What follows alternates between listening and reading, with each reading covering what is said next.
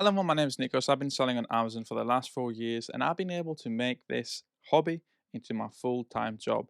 Not only pays the bills, it pays the mortgage, and it allows me to just work 3 days a week. It is amazing, and I truly, truly, truly believe that Amazon can change your life. And what I've got here today are just 10 things that I wish I could easily find when I first started doing Amazon FBA, because some terminologies that are just hidden over a plethora of information. So what I've done, I've just put all 10 together in quite a nice, simple video for yourselves. So I'm going to be talking about 10 different things, and I've listed them as eBay versus Amazon, FBA versus FBM, what is Buybox, maximum box weight and dimension along with the pricing, scanning softwares, IP alerts, compliance alerts, what is Ungate, how do I list a product on Amazon, and what is an ASIN. So we're going to start straight away with eBay versus Amazon. So the difference between the two massive platform is that first of all, eBay has got quite a low entry barrier. Really, you could just take a picture and list it straight away. You don't have any hoops to jump on that, and you can pretty much sell everything. When it comes to Amazon, not only takes a bit of time for you to open the account, it also takes a bit of time to get the opportunity to sell those items because you need to get ungated first. I think when it comes to eBay, you've got multiple listings per item. So, say for example, you wanted to sell this Logitech lamp, you would have 15 different listings on it. When it comes to Amazon, there'll only be one listing, and you're going to have all the sellers competing on that listing. Hence, as to why sometimes that drives the price down. Next thing we've got is when it comes to eBay, the payments can even be next day. When it comes to Amazon, the payment after a sale can be a 2 week period because they hold the money in case they need to refund the seller.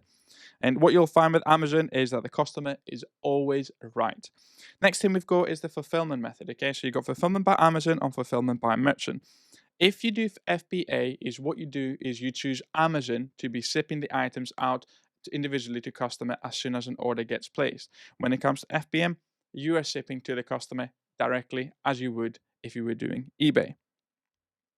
Buybox. So Buybox is a terminology that's used and gets thrown quite a lot, but if you're not in the Amazon circle, you probably wouldn't know what a buy box is. So buy box is literally this box here. It is the price that you see when you searching for Mutant Mayhem, Pizza Fire, Delivery Man, Teenage Ninja, Ninja Turtles.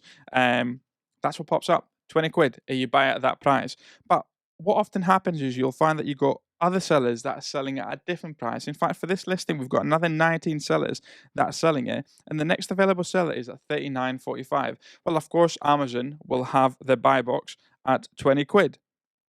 Sold by MT Store, even. Sorry, they've also got it at 20 quid. So potentially, as soon as Amazon got out of stock, they will sell it. I imagine they've incorrectly priced quite a new seller with 3 ratings. So unfortunately, it seems that the my bad mistake for that. You can see a more experienced seller, they're listing it at the 40 quid mark.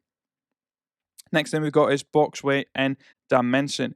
Boxes contain more than one standard size item must comply with the following dimensions.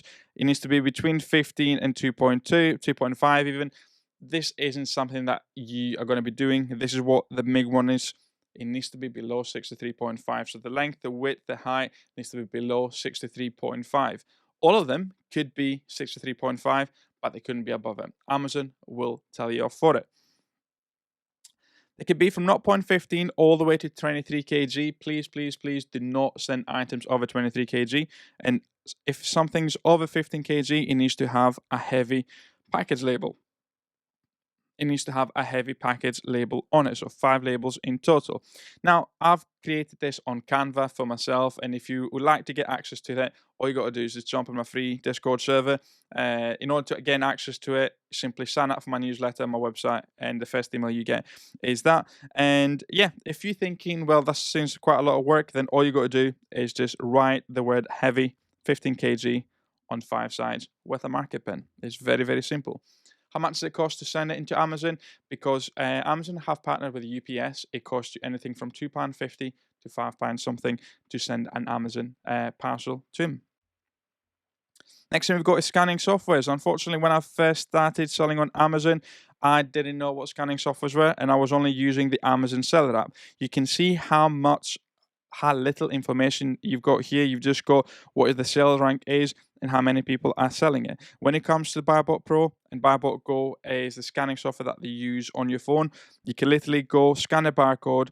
I'm buying it for 63, selling it for 149, and straight away you can see all the different calculations. Not only that, you can see how many sales per month.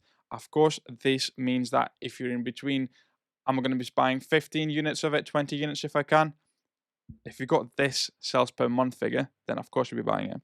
With Buybox Pro, you do also get access to the graphs with, if you're doing online arbitrage, graphs are your friends. You can figure out when Amazon is out of stock, when they are in stock, what happens to the prices that fluctuate, what happened at Christmas last year. That's what I want us to be looking at. Next thing we've got is intellectual property claims. I didn't know what that was when I first started. I got an intellectual property claim from HP. I was that silly that I just said, oh, it was something that I own already. Surprisingly, it went away. Anyways, now intellectual property claim is when someone is claiming that your product listing on the platform infringes upon the IP rights. So Yankee Candle, quite a big brand, they just want to be the only seller on the Amazon listing because it's their own product and they've got the right to do so. And the scanning software will tell you if there's an IP alert or not. What happens is too many IP alerts against your account and Amazon can potentially deactivate your account. Compliance emails, do not worry. If you're starting around Christmas time, January, February, you're going to get quite a lot of compliance emails. They don't mean anything. Obviously, you just need somebody to supply that documentation. You're going to have 30, 40 people on that listing. You just need one person to supply the documentation and then they go away. Most I've ever had is 140, and they just go away. They'll give you a date to present that documentation. It doesn't go against your account, but what will happen if that date expires and Amazon still requires that documentation? Your item will go as unfulfillable inventory. You can see here they requested these, they no longer require them. Yeah, it's a weird one when it comes to compliance requests, but I wouldn't worry about it.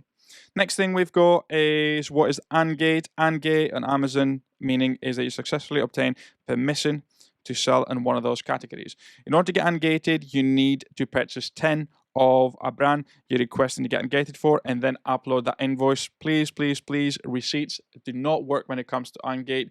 They work in order for you to provide that you had an authentic item, but they did not work in order for you to get ungated. How do I list a product on Amazon? Well, simply find your product on Amazon or the barcode, input it there, and then select what you're selling it. Are you selling it as new? Are you selling it as collectible? Are you selling it as used? But we're selling it as new. And then all you got to do is on the next screen is pick the price for it.